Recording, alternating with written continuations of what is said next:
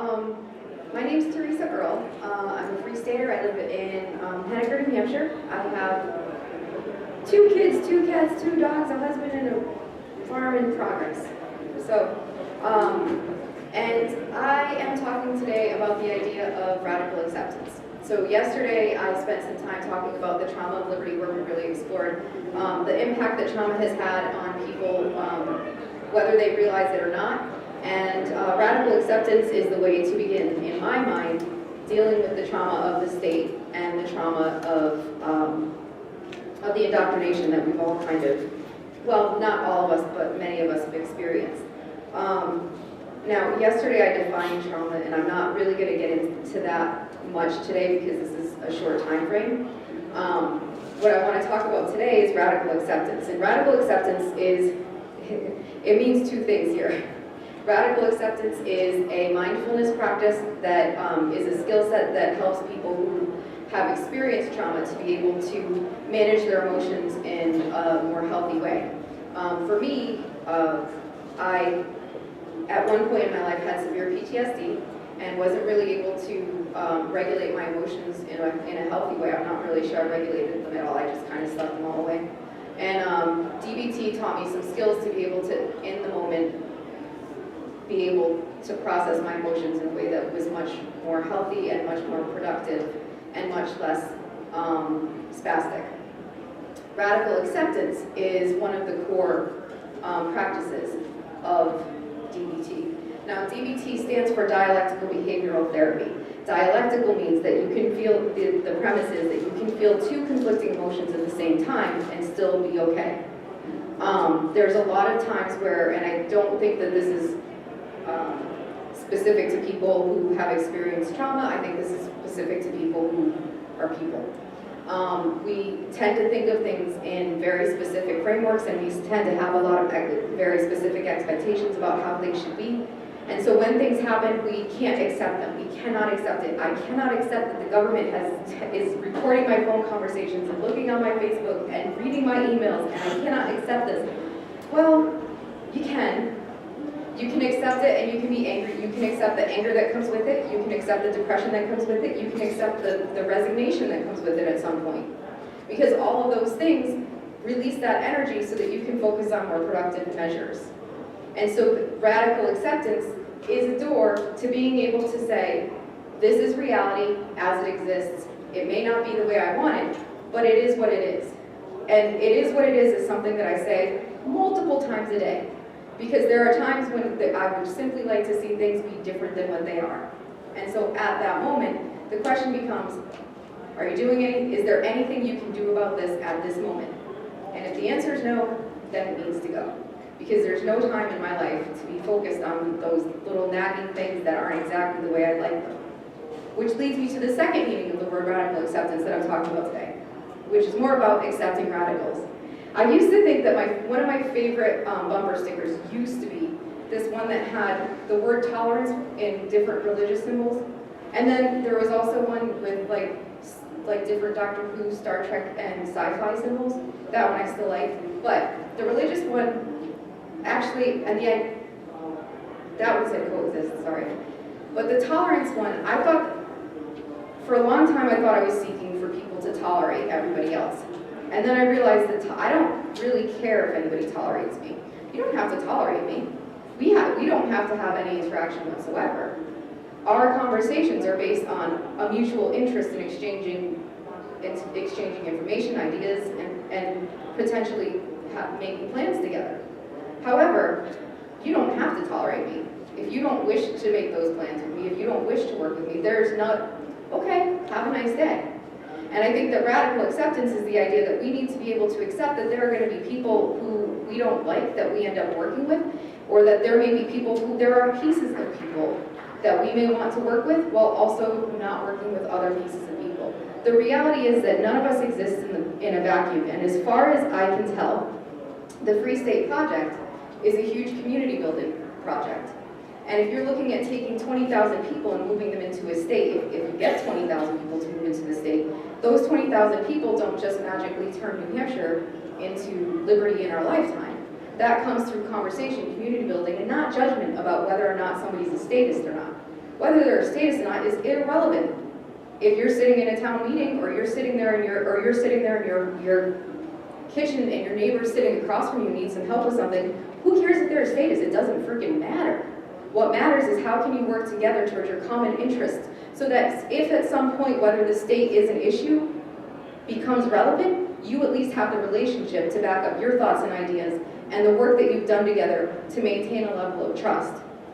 So when I talk about radical acceptance, what I'm talking about is accepting that people are all going to be different, that we're all going to come with baggage, we're all going to come with different ideas and different plans of how to do things, and from my perspective and what I am sharing as an idea today is that you can work with people that you never would have thought you could work with. You can have relationships that are based on common interests and not worry about whether or not somebody is a Democrat, a Republican. I mean, even the minarchist-anarchist fight. Why are we engaging in these debates as if they matter? They don't matter. They really don't. We aren't at a point right now where we can say, let's get rid of the government. That's not going to happen. What is going to happen is in about a month, all of that snow out there is going to melt. And growing your food is a really good way to take power back from the government and own your life. So maybe the conversations to have aren't debates about whether you should be a minarchist or an anarchist or statist or bad or any of that. Maybe the conversations are, should we till the land by hand or should we get a machine? Should we use pesticides? Should we not use pesticides? Those conversations that are going to directly impact what's going on right now. Now I say farming because I do believe that food is that if we can control our own food supply, we have a lot more power over what happens and in how things proceed with this liberty movement than otherwise. Because if you control your food, you've controlled your most basic necessities, and you can open up the opportunity for things to be cut off by the government or by the state, well, the same thing. And you have more options. Additionally, your health is better, and potentially your food costs go down after the initial investment. So the idea of radical acceptance to me is kind of the cornerstone of what needs to happen across the movement. We really need to look at each other as human beings instead of as the labels that we put them on. And I keep talking about labels. I talked about it at Pork Fest, I talked about it at another AltExpo. I talk about it a lot because I believe that we have been taught to compartmentalize people in ways that make it safe for us. So if somebody hears that I came from Occupy, even now, I mean, I've been with the Free State Project for 3 years, and still, somebody who's known me for 3 years heard I came from Occupy last night and immediately applied all of the adjectives that meant Occupy to him to me. Now, he's known me for 3 years and knows that I'm not those adjectives, but somehow in that moment, he brought those adjectives to me. And until we practice, and it is practice, stepping back and withholding judgment, and just being in the moment of the conversation and having the conversation that's in front of us instead of the conversation that's in our head, if we can find a way to do that, we find a path to peace. The way I see it, all of these wars are a bunch of malarkey. I was told I shouldn't swear, so I'm trying not to. And if we try and use adversarial means to accomplish our objectives, we're simply recreating the same thing that's been happening for as long as history has been recorded. There is nothing to be gained in fighting each other. There just isn't. As soon as you start fighting each other, there's a winner and there's a loser.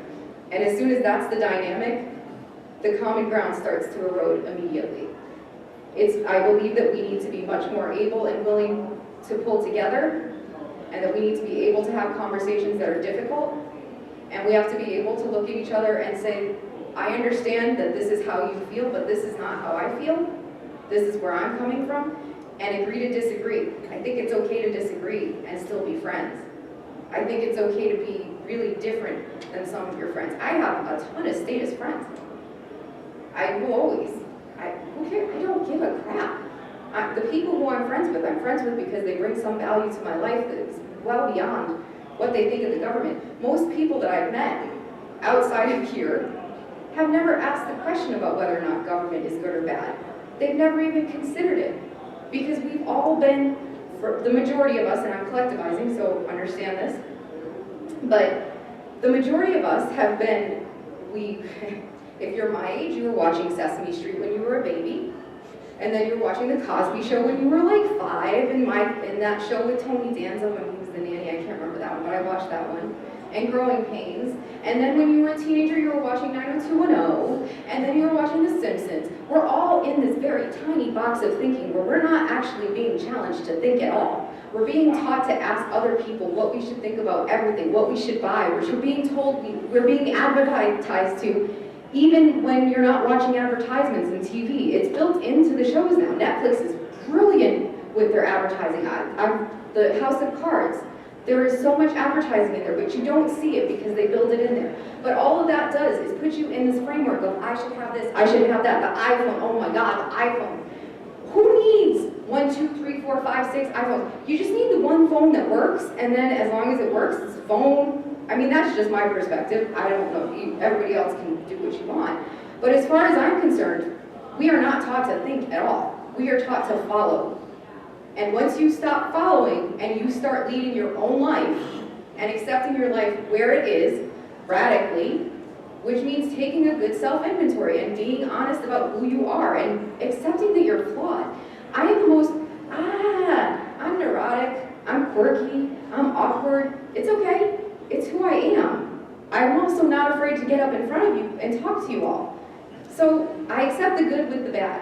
I accept the fact that I have to struggle with swearing when I'm up here, with the fact that I really do think that we have an opportunity to achieve the most phenomenal thing I would say the world has ever seen, but I don't have that much historical context to be able to say that with integrity.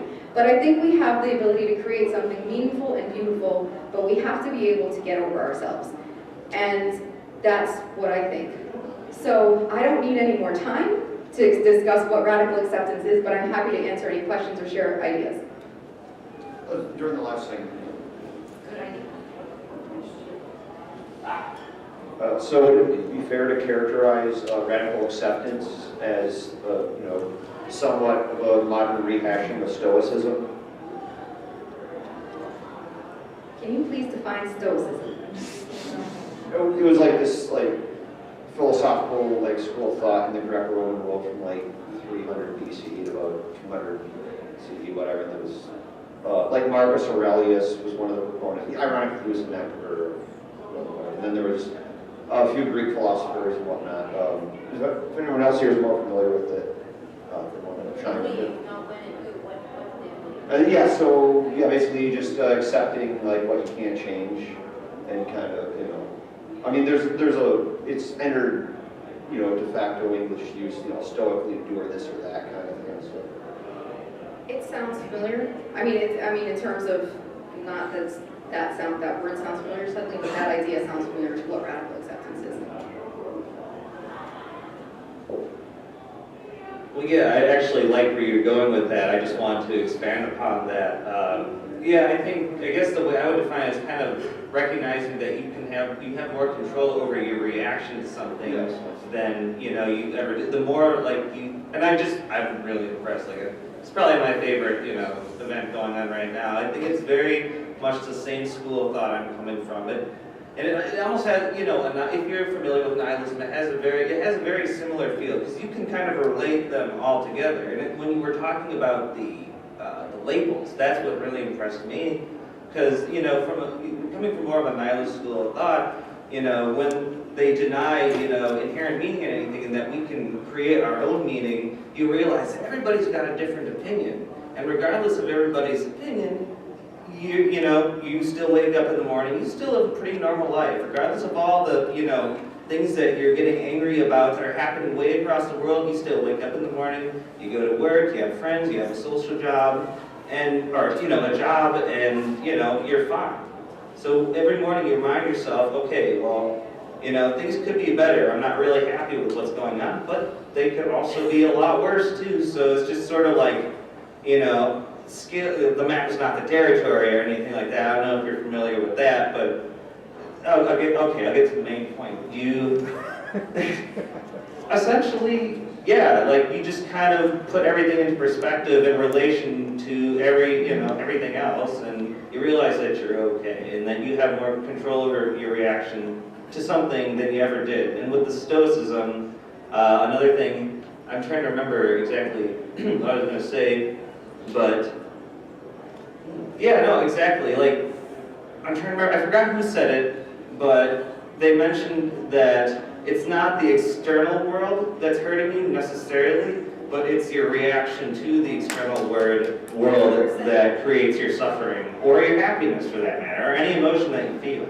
But anyway, I can talk all day about this, but... I'll share an experience really quickly, because it's a good example of radical acceptance and how it can change a very difficult situation. About a year ago, I had somebody living with me, and it ended very badly. It ended with the person, because the person stole a lot of personal belongings and inflicted a lot of damage in my house. When she left, there was one specific day, the day she came to pick up her stuff, and I packed all of her stuff and put it on the lawn, because I didn't want her in my house. And I recorded the whole thing, and the whole, 9, because I was trying to do it in a liberty-friendly way. I didn't want to call the cops. I just wanted her to be gone. And about 4 o'clock in that afternoon, after she had left, I was angry. I was depressed. I was really shell-shocked, because it was astounding to find out how much of our stuff was in her room when we packed her room up. And at that moment, I took some time to really assess what I was going to do about this, because that's the kind of thing that somebody will let steal their life away. They'll be so focused on, I can't believe this happened to me, I can't believe that and they'll let it steal their life. In that moment, I decided I was going to be happy, because she's gone. And maybe that wasn't the best experience, but I did learn from it. And as long as I learn from any experience, it's not good or bad, it's the experience I've had. And I got the lesson that came from it. So I think that practicing, it is very real practice, and it is very hard, because you do have conditioned responses to things. There's nothing wrong with that. That just means that you've developed strategies of communication along the way. You can change those strategies just like you change your cell phone plan. It's just a little harder because you have to practice it. You can't just make a phone call and be done with it. Did you have a question? Oh, yeah, I have a comment. Okay. If you want. It's okay. Just to tie it in with politics, what we're talking about, you seem like radical acceptance is about avoiding having a revengeful attitude or feeling like, I'm so angry this happened to me, instead just sort of accepting it and moving on.